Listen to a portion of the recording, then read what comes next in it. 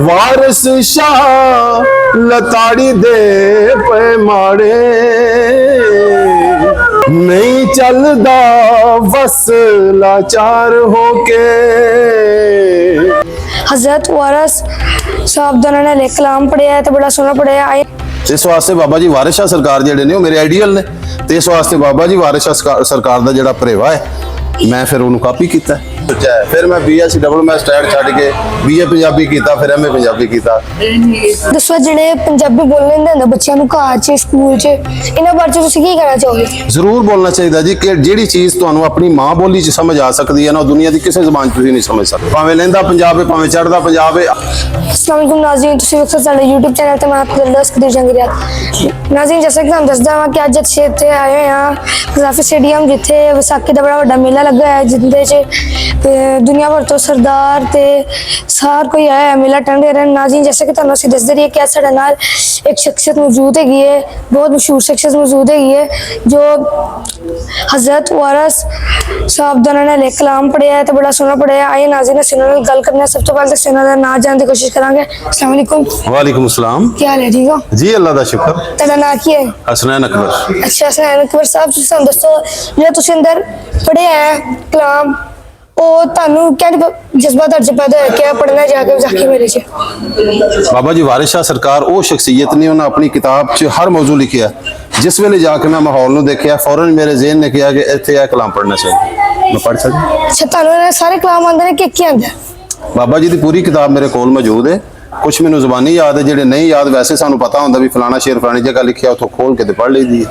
अच्छा ਤੁਸੀਂ ਸਿਰਫ ਇਹਨਾਂ ਦੇ ਕਲਾਮ ਪੜ੍ਹਦੇ ਹੋ ਕਿ ਸਾਰਿਆਂ ਦੇ ਹਜ਼ਰਤ ਬਾਬਾ ਬੁੱਲੇ ਸ਼ਾਹ वगैरह सब जगह हज़रत वारिस शाह दी? नहीं, मैं सारे सूफिया दे कलाम पढ़ना। सारे सूफिया है? हाँ जी, YouTube ते तुसीं जाओ ना ते बाबा ग्रुप साडा भी एक चैनल है, बाबा ग्रुप ते उथों जनाब तुहानूं साडे सारे कलाम मिल जाणगे सूफिया दे। ਤੁਹਾਡਾ ਗੈਟਅਪ ਵੀ ਉਹਨਾਂ ਵਰਗਾ ਹੀ ਹੈਗਾ ਜਿਹੜਾ ਤੁਸੀਂ ਕਲਾਮ ਪੜ੍ਹਿਆ ਸੀ। देखो जी, जिस सूफी दे नाल तुसीं प्यार करदे जे, जिस मुर्शिद नाल प्यार करदे जे, तुहाडे विच ओहदी तस्वीर नज़र आनी चाहिए।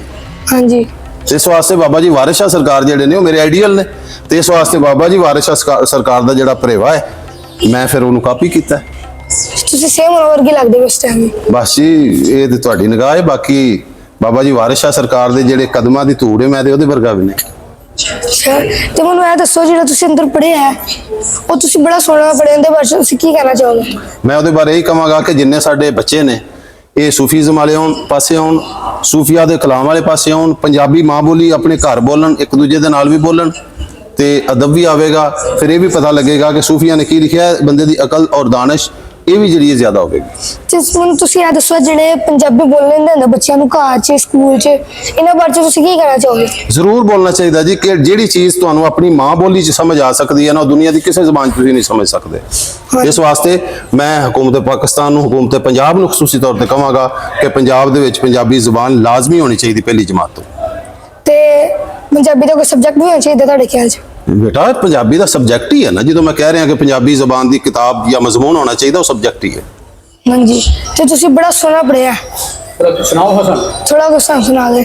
जी बिल्कुल सुनाने। मेरे नाल बांसरी ते ने उस्ताद अमजद अली खान नारोवाल शहर तो, ते ये जनाब नाल बांसरी वजांदे ने, ते असीं तुहानूं कोई 2-3 लाइनां सुना दिंदे हां। ठीक।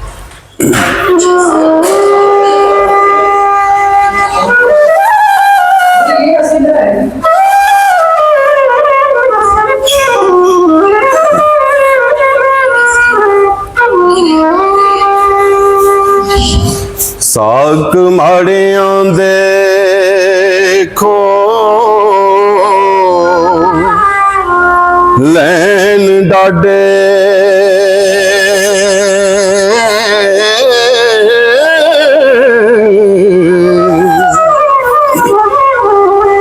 अन पुज दियो ना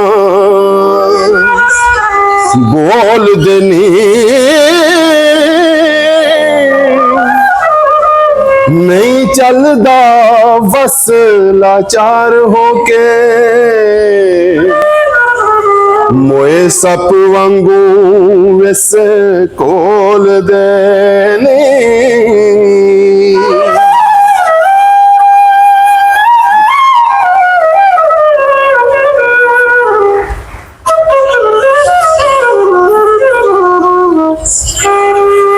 ਕਦੀ ਆਖਦੇ ਮੋਰੀਏ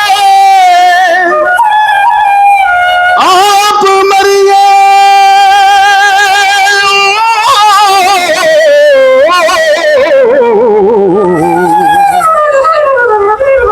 ਪਏ ਅੰਦਰੋਂ ਬਾਹਰੋਂ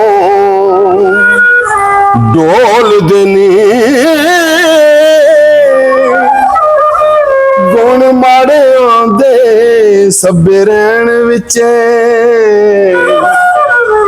ਮਾੜੇ ਮਾੜਿਆਂ ਤੇ ਦੁੱਖ ਫੋਲ ਦੇਨੀ।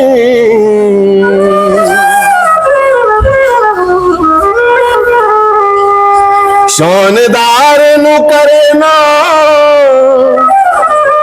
ਕੋਈ ਝੂਠਾ,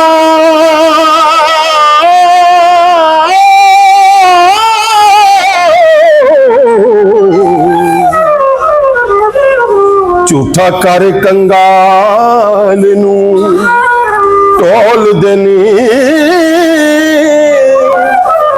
ਵਾਰਿਸ ਸ਼ਾਹ ਲਤਾੜੀ ਦੇ ਪਏ ਮਾੜੇ, ਮਾਰੇ ਖੌਫ ਦੇ ਮੂੰਹ ਨਾ ਬੋਲ ਦੇਨੀ।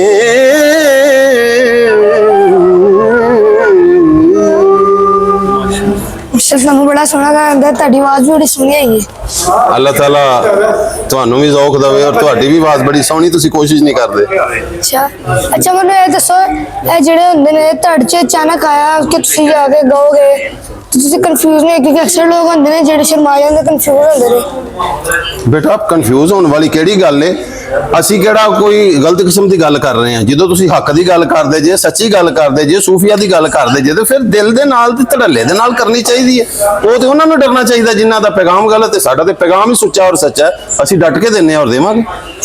ਭਤੀਜੇ ਸ਼ਿਕਾਇਤ ਇਹ ਦੱਸੋ ਕਿ ਚੜ੍ਹਦਾ ਪੰਜਾਬ ਜਿਹੜਾ ਹੈਗਾ ਵੀ ਉਹ ਬਹੁਤ ਜ਼ਿਆਦਾ ਵਾਰਿਸ ਸ਼ਾਹ ਸਾਹਿਬ ਜਿਹੜੇ ਹੈਗੇ ਨੇ, ਉਹਨਾਂ ਨੇ ਕਲਾਮ ਦੇ ਵਿੱਚ ਆਪਣੀ ਸਮਝ ਲਓ ਕਿ ਕੁਝ ਲੱਭਦੇ ਨੇ, ਤਾਲੀਮ ਲੱਭਦੇ ਨੇ। ਪਰ ਬਿਲਕੁਲ ਜੀ, ਮੇਰਾ ਇਹ ਦਾਵਾ ਹੈ ਕਿ ਅਗਰ ਜਿਸ ਵੇਲੇ ਬਾਬਾ ਜੀ ਗੁਰੂ ਨਾਨਕ ਸਾਹਿਬ ਨੇ ਆਪਣਾ ਗੁਰੂ ਗ੍ਰੰਥ ਲਿਖਿਆ ਸੀ, ਮੇਰਾ ਦਾਵਾ ਹੈ ਅਗਰ ਬਾਬਾ ਜੀ ਵਾਰਿਸ ਸ਼ਾਹ ਸਰਕਾਰ ਦੀ ਉਸ ਵੇਲੇ ਹੀਰ ਵਾਰਿਸ ਸ਼ਾਹ ਲਿਖੀ ਹੁੰਦੀ ਤੇ ਜ਼ਰੂਰ ਗੁਰੂ ਗ੍ਰੰਥ ਸਾਹਿਬ ਵਿੱਚ ਸ਼ਾਮਲ ਹੁੰਦੀ। ਤੁਸੀਂ ਉਹਦਾ ਕਲਾਮ ਥੋੜਾ ਸੁਣਾਇਆ ਸੀ ਕਿ ਉਹਨਾਂ ਵਾਰਿਸ ਸ਼ਾਹ ਸਾਹਿਬ ਕੀ ਕਹਿੰਦੇ ਨੇ ਤੇ ਗੁਰੂ ਨਾਨਕ ਸਾਹਿਬ ਕੀ ਨਹੀਂ ਕਹਿੰਦੇ, ਕਿਉਂਕਿ ਜਿੰਨੇ ਵੀ ਲਿਖਣ ਵਾਲੇ ਸੂਫੀਜ਼ਮ ਨੂੰ ਲਿਖਣ ਵਾਲੇ ਬਜ਼ੁਰਗ ਨੇ, ਇਹ ਸਾਰੇ ਜਿਹੜੇ ਨੇ ਇਹਨਾਂ ਦਾ ਮਕਸਦ ਇੱਕੋ ਹੀ ਹੁੰਦਾ ਹੈ ਕਿ ਅੱਲਾਹ ਦੀ ਮਖਲੂਕ ਨਾਲ ਪਿਆਰ ਕਰਨਾ ਔਰ ਅਮਨ ਭਾਈਚਾਰੇ ਦਾ ਦਰਸ ਦਿੰਦੇ ਨੇ। ਇਹਨਾਂ 'ਚ ਦੋਈ ਨਹੀਂ ਹੁੰਦੀ। ਇਹ ਦੱਸੋ ਕਿ ਜਿਹੜਾ ਤੁਸੀਂ ਬਚਪਨ ਤੋਂ ਸ਼ੁਰੂ ਕੀਤਾ ਹੈ ਇਹ ਜਾਂ ਆਪਣਾ ਕੋਈ ਖਾਸ ਕਿਸੇ ਨਾਲ ਤੁਹਾਡੇ ਅੰਦਰ ਕੋਈ ਡਿਵੈਲਪਮੈਂਟ? ਨਹੀਂ ਜੀ, ਜਿਸ ਵੇਲੇ ਮੈਂ ਸਟੈਟ ਮੈਥ ਇਕਨੋਮਿਕਸ ਨੈਫੇ ਕੀਤਾ, ਉਸ ਤੋਂ ਬਾਅਦ ਡਬਲ ਮੈਂ ਸਟੈਟ ਨਾਲ BSc ਸ਼ੁਰੂ ਕੀਤੀ। ਫਿਰ ਬਾਬਾ ਜੀ ਦੀ ਦਰਗਾਹ ਤੇ ਗਏ, ਜਾ ਕੇ ਮੈਂ ਫਿਰ ਕਲਾਮ ਸੁਣਿਆ ਉਸਤਾਦ ਰਿਆਸਤ ਅਲੀ ਉਹਨਾਂ ਦੀ ਜ਼ੁਬਾਨੀ, ਤੇ ਸੁਣਨ ਤੋਂ ਬਾਅਦ ਫਿਰ ਮੇਰੇ ਮਾਈਂਡ 'ਚ ਆਇਆ ਕਿ ਕਲਾਮ ਬੜਾ ਸੁੱਚਾ ਹੈ। ਫਿਰ ਮੈਂ BSc ਡਬਲ ਮੈਂ ਸਟੈਟ ਛੱਡ ਕੇ BA ਪੰਜਾਬੀ ਕੀਤਾ, ਫਿਰ MA ਪੰਜਾਬੀ ਕੀਤਾ। ਇਹ ਤੁਸੀਂ ਯਾਨੀ ਇਹ ਬੜੇ ਅਕਾਊਂਟੈਂਟ ਟਾਈਪ ਦੇ ਬੰਦੇ ਅਚਾਨਕ ਲਿਟਰੇਚਰ ਵਾਲੇ ਹੋ ਗਏ। ਜ਼ਾਹਰ ਹੈ ਜੀ, ਮੈਥ ਦੇ ਬੰਦੇ ਹੋ, ਤੁਹਾਨੂੰ ਪਤਾ ਉਹ ਪੂਰਾ ਹਿਸਾਬ ਕਰਕੇ ਚੱਲਦੇ ਨੇ। ਹੋਰ ਕੋਈ ਸਵਾਲ ਪੁੱਛਦਾ? ਅੱਛਾ ਤੁਸੀਂ ਆਏ ਕਿਧਰੋਂ ਆ ਦੱਸੋ? ਮੈਂ ਜੀ ਜੰਡਿਆਲਾ ਸ਼ੇਰਖਾਂ ਤੋਂ ਅੱਗੇ ਮੇਰਾ ਪਿੰਡ ਹੈ ਅਜਨਿਆਂ ਵਾਲਾ। ਇਧਰੋਂ ਕਿੰਨੇ ਦੂਰ ਤੇ? ਇੱਥੋਂ ਤਕਰੀਬਨ ਹੈ 90 ਕਿਲੋਮੀਟਰ। 90 ਕਿਲੋਮੀਟਰ ਕਿੰਨੇ ਘੰਟਿਆਂ ਦਾ? ਜ਼ਾਹਰ ਹੈ ਜੀ, ਇੱਥੋਂ ਅਗਰ ਆਪਣੀ ਕਨਵੈਂਸ ਹੋਵੇ ਤਾਂ ਬੰਦਾ 1.5 ਘੰਟੇ ਪੌਣੇ 2 ਘੰਟੇ ਚਲਾ ਜਾਂਦਾ ਹੈ। ਕਦੀ ਮਹਿਸੂਸ ਹੋਇਆ ਕਿ ਵਾਰਿਸ ਸ਼ਾਹ ਸਾਹਿਬ ਤੁਹਾਡੇ ਅੰਦਰ ਵੀ ਉਤਰੇ ਨੇ? ਹਮੇਸ਼ਾ ਹੀ ਜੀ, ਉਹਨਾਂ ਚਿਕਰ ਪੜਿਆ ਹੀ ਨਹੀਂ ਜਾਂਦਾ ਜਿੰਨਾ ਚਿਕਰ ਇਹ ਨਾ ਮਹਿਸੂਸ ਹੋਵੇ ਵੀ ਸਾਈਂ ਮੇਰੇ ਨਾਲ। ਤੁਸੀਂ ਬੜੇ ਦੂਰੋਂ ਆਇਆ ਮੇਲਾ ਅਟੈਂਡ ਕਰਨ। ਜੀ ਕੋਈ ਦੂਰ ਨਹੀਂ, ਇਸ਼ਕ ਅੱਗੇ ਕੋਈ ਦੂਰੀਆਂ ਨਹੀਂ। ਮੈਸੇਜ ਜੋ ਲਹਿੰਦੇ ਚੜ੍ਹਦੇ ਪੰਜਾਬ ਦੇ ਲੋਕਾਂ ਨੂੰ ਮੇਰਾ ਪੈਗਾਮ ਇਹ ਹੀ ਹੈ ਜੀ ਕਿ ਭਾਵੇਂ ਲਹਿੰਦਾ ਪੰਜਾਬ ਹੈ ਭਾਵੇਂ ਚੜ੍ਹਦਾ ਪੰਜਾਬ ਹੈ, ਆਪਣਾ ਕਲਚਰ, ਆਪਣੀ ਸਕਾਫਤ, ਆਪਣੀ ਰਵਾਇਤ, ਇਹਨਾਂ ਉੱਤੇ ਸਾਨੂੰ ਫੋਕਸ ਰੱਖਣਾ ਚਾਹੀਦਾ ਹੈ। ਸਾਡੇ ਫਨਕਾਰਾਂ ਨੂੰ ਉਧਰ ਜਾਣਾ ਚਾਹੀਦਾ ਹੈ, ਉਹਨਾਂ ਨੂੰ ਇੱਧਰ ਆਉਣਾ ਚਾਹੀਦਾ ਹੈ।